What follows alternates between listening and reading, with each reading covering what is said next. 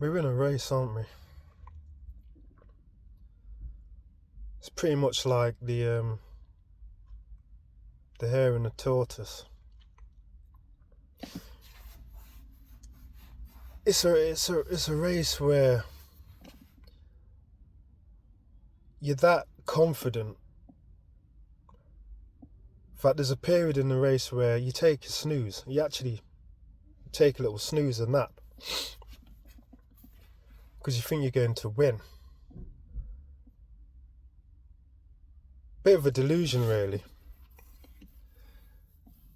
But like in that Aesop's tale, the tortoise is slow as hell. It just takes his time anyway.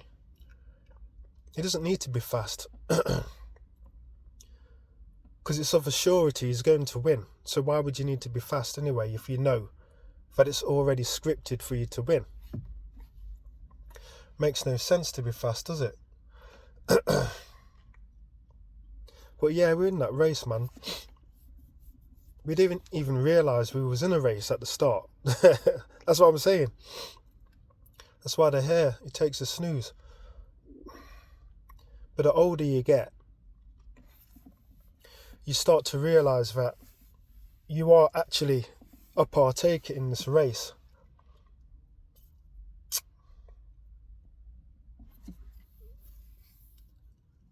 Starts to get frightening after a bit. Because the competitor, as he starts to sneak up behind you and gets closer and closer, you can make out that it's a very dark figure.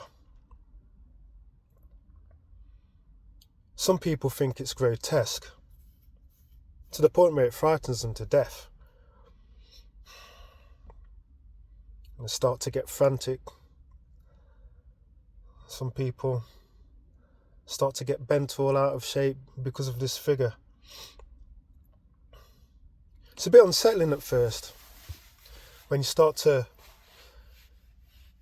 give this figure a good glimpse. You turn away at first because you don't like the sight of him, but as time goes on, you start to get used to his features. It doesn't bother you no more. And you watch this guy. He's racing against everybody.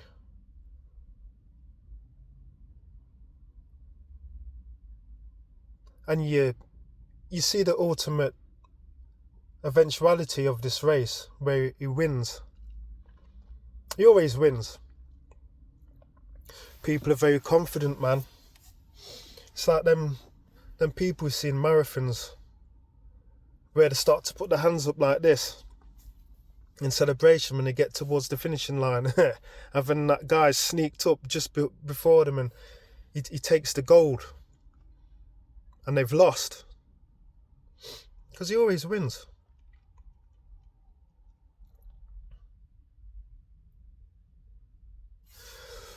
If you stop for a second and you bring his face into focus, it's the most honest face you'll ever see. It's obvious now who I'm talking about. I'm talking about the Grim Reaper. I'm talking about time. I'm talking about the inevitability of death. That symbolism of that hooded figure with the skull as a face. Because it's the truth. That face is the truth. You're not going to get any face that's more true than that. A skull. All the masks are off. There's no fake smiling. You know, there's no sadness, there's no happiness, there's no jeering. There's just this face glaring back at you. Like I said, it's unsettling at first, but the more you look at it, the more you start to realise that this face is actually your face. This figure that was pursuing you all of these years, which you didn't even know that was in pursuit of you at the start in the first place, it's actually you. You are death. It is you. He's just tying up the loose ends behind you until he molds into you at the end. He doesn't win. You win because you are him. It has to win. There has to be an end to it all.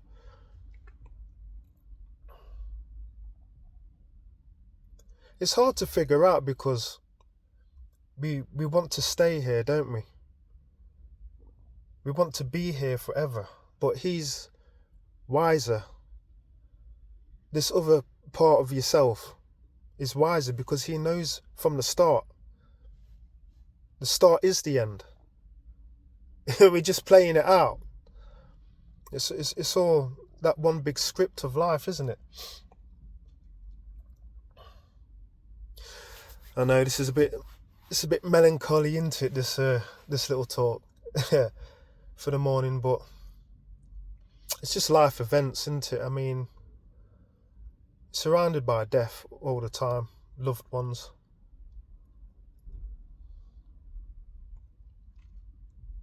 I had a conversation with my missus last night. It prompted me to think about death again. The inevitability of it. It's just looking at you, staring at you in your face sometimes. You know, like I said, sometimes you want to look away, but it's there. He's there. You're there. Looking straight back at you. I suppose there's no reason to be sad. Because like I say, everything gets tied up in the end, doesn't it?